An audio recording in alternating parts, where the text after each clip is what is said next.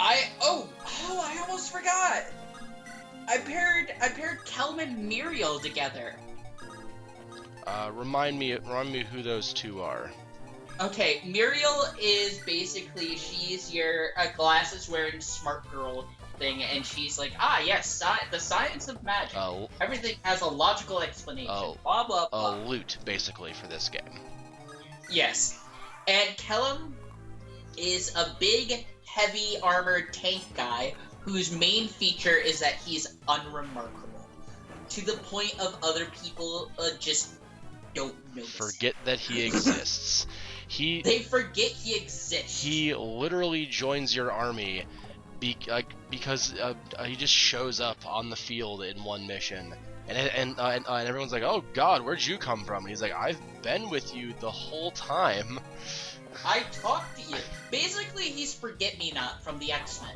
Which is the weirdest power in the world, but my power is to be forgettable. Okay. It's like his whole thing is that he will just vanish completely. Their whole relationship is built off of she is fascinated by this. She swears there's some sort of like magic visual trick going on that she needs to figure out. Meanwhile, I paired her with the muscle-bound fighter character you get, because I thought it would be funny. Mike? Hmm? Mike? Yep. And it was. Good. Yep. Opposites attract. Yeah. But that was quite fun. It was a fun game. I actually look forward to picking up the next game in the series. I don't know which version I'm gonna pick up. I know which one I want to, but it's the harder version. That's what you get for wanting the version with wolves, Sony. I want werewolves. I'm sorry. They had werewolves, and they're named after fabrics. Good. His name's Flannel. Sony's dream, man. Wolf named Flannel. For those of you who don't get that, that's like 80% of my wardrobe is flannel. It's the Native American uniform. Well, it's how you know. I guess. You're either that or you're either native or a hipster.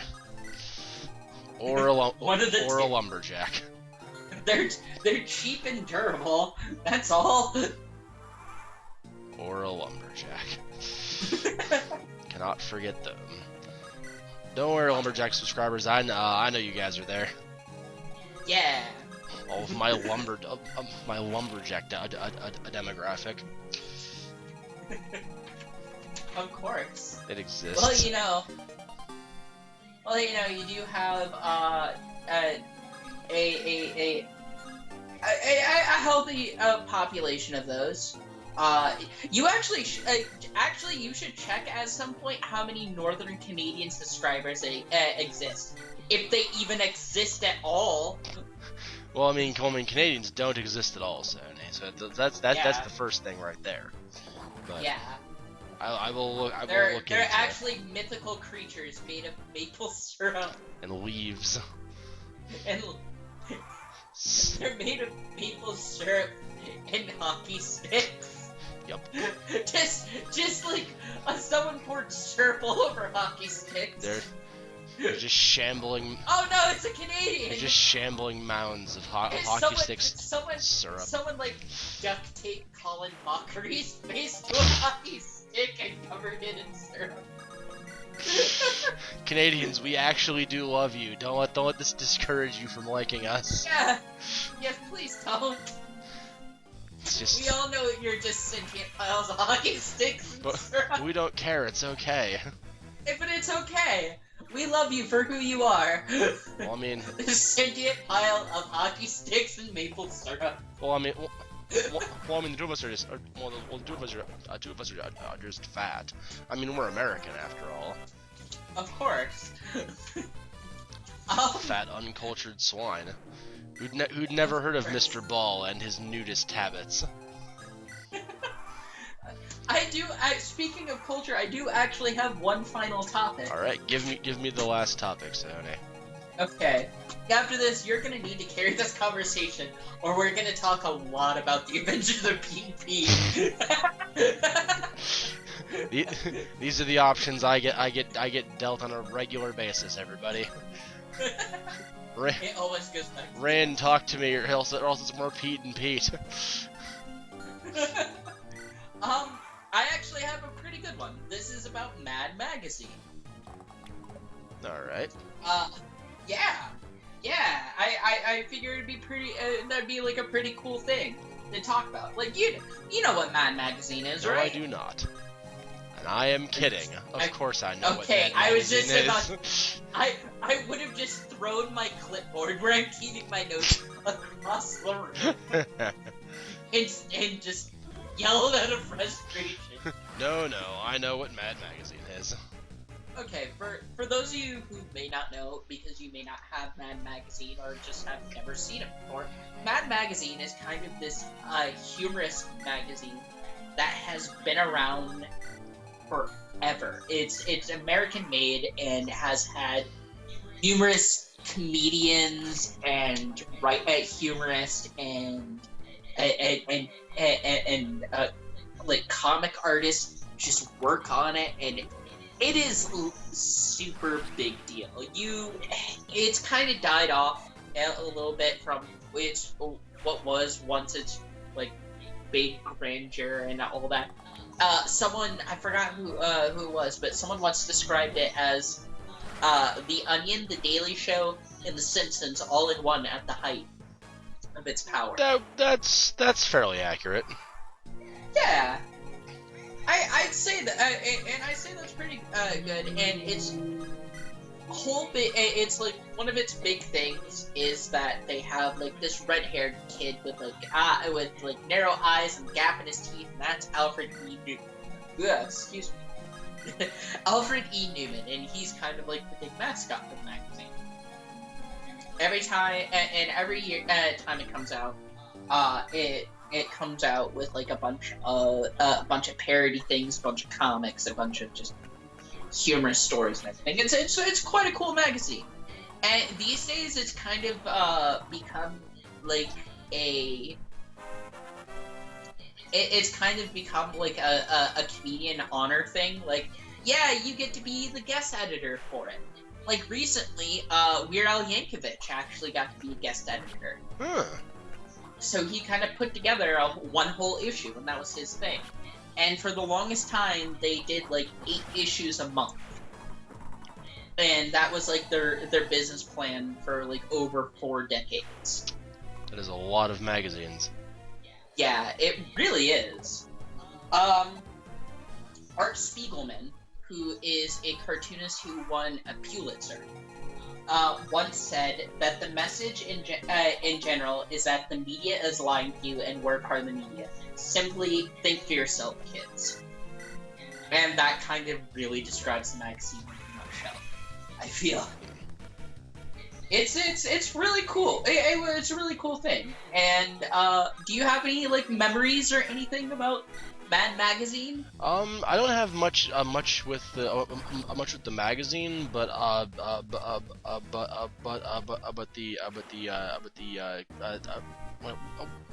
what would it be called? I guess comedy show that kind of spawned out of it. The sketch show that spawned out of it. And they had like movies and TV shows too. So yeah. There was a whole sketch show that came out of it. It was like on the same. It was on Fox, and it was on the same time as Saturday Night Live, and it would constantly try to compete against it. And often, like when it first came out, it was kind of it was something different. It was kind of like, ooh, it's a dirtier SNL. It very much was, and more often than not, I found it was actually much funnier. Yeah. But then it kind of like died and everything, and especially and you're fighting against a comedic institution like SNL. Too, yeah, it's definitely an uphill climb. God knows there have been many shows that tried, like in Living Color, which I also like that. Which this was kind of like, I guess the sketch show was kind of like a it was a spiritual successor to In Living Color, I guess. And kind of attitude and the comedians they actually had as cast, because as much as I love SNL, a lot of times it is kind of like geared towards like the average white American. Well, you have someone when you have something like a Mad TV or In Living Color and stuff, and they would have prominent black cast members, and I mean more than one. Oh yeah. Yeah. It was chunks of the Mad TV cast were African American. Exactly, and they had other people of other ethnicities too that you wouldn't really see represented in other places, which was really cool, and that was something I think it had going for it. Oh, definitely. Yeah, and I think that's where why a lot of its humor felt fresh and stuff and very different, because they had those voices there. Which that's really awesome. I there's a few characters I like from SNL, and that I think that's like one of the big things that they kind of failed behind SNL, is that they didn't really have a lot of those good the memorable recurring character. Yeah, or they didn't know when to kill the recurring character. Yeah, that was another problem.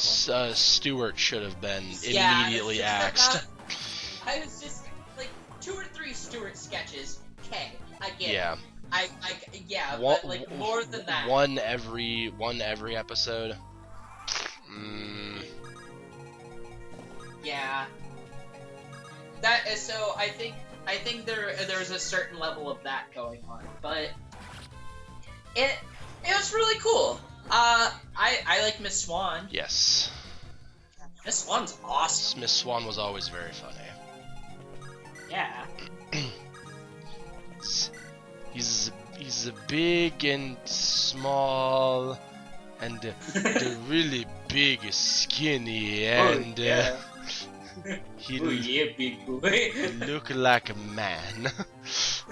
I have Asian step family, I should say, and because I have Asian step family, I occasionally run into people like that.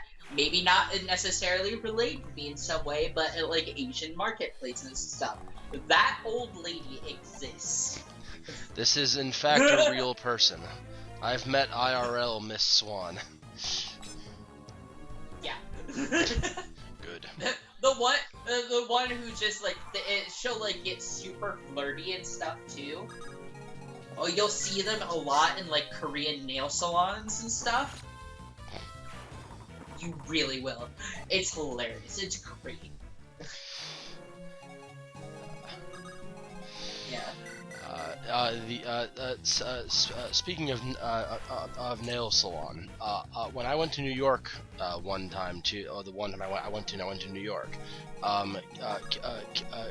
Kira took me down through down through Little China, and literally the entire street was just Chinese food place, laundromat, Chinese food place, laundromat, laundromat, nail salon, laundromat, laundromat. And I was like, I feel racist for merely observing that these things are the way that they are.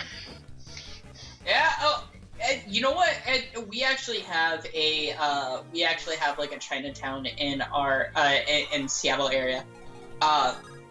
We call it the International District. When the International District. Yes, I'm like, I don't know how international this place is. It's international if you mean only China. It's a lot of specific. I mean, it's technically international. As in there is more than one Asian country represented here. In the form of.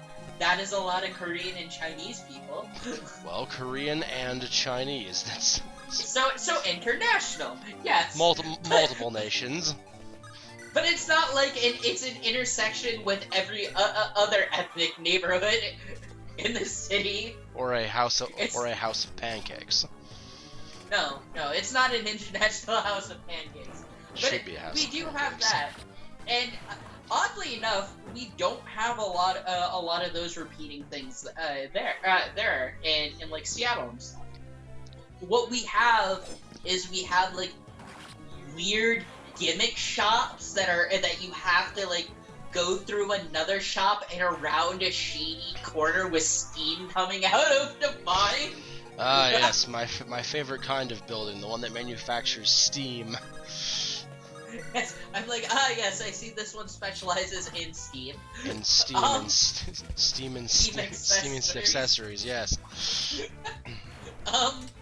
But like you'll go down there and go through like this abandoned camera part store, and then go down an alley and turn, and you'll be like, look, it's this retro gaming store. I see. Which is really weird. I'm like, how do you keep this shop open? Just do like not even the people that like own this or that you have to rent this from know that this exists? You see, that's exactly how Sony. They don't actually pay any rent because the people who sold it, sold the building to them, don't remember that there's anything there. Let alone how do you get customers? How can you pay to keep this place open? Word of mouth, Sony. It's a powerful thing.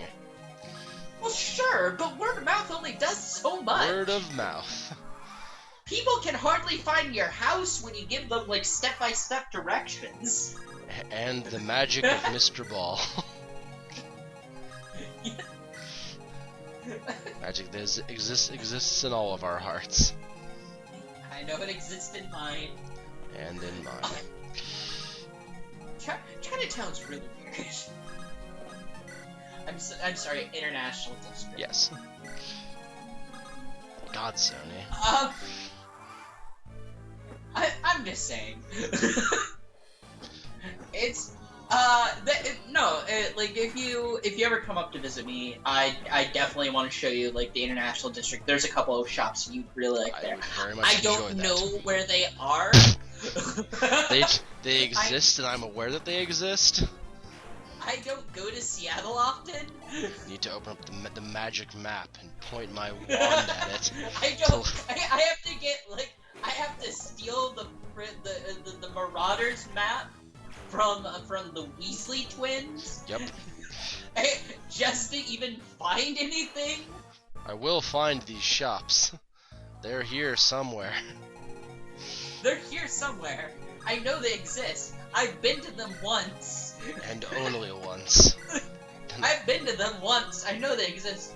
But I do want to take you like to like Pink Godzilla or something like that. It's something like that. But I think you'd really like it. Excuse me, Pink Godzilla. I think that's the name of the store. Alright. Dare I ask what they sell? Like really hard to get in the States games and anime accessory things. Anime and anime accessories. Yes, anime and anime accessories. It's one of those type of places. Fair enough. That sounds really cool, actually. Yeah. I would totally be down for going there. And we have way too many barcades. We have many of those here in where I live land as well. We I do have something to tell you guys, which I haven't been able to go yet because I never know when it's happening, so I don't have the time to like plan and get on the bus and go with money. But every year, requirement usually.